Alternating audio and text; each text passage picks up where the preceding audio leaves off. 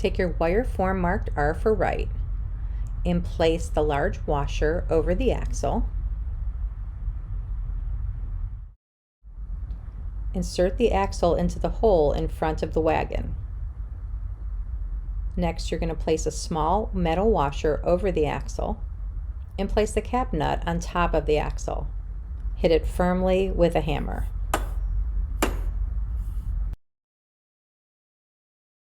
Now you're going to repeat the axle assembly with the left axle. Place the large washer over the axle. Insert the axle into the hole. Place a small washer over the axle. Place the cap nut on top of the axle and hit firmly with a hammer. Now you're going to orient the wagon on its side for right wheel assembly. Place the washer over the axle. Take the wheel and slide it over the axle. Place the cap nut over the axle. Hold the wheel and hit firmly with a hammer.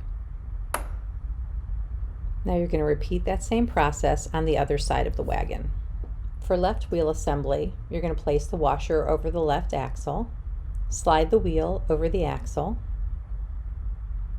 place the cap nut over the axle, hold the wheel and hit firmly with a hammer.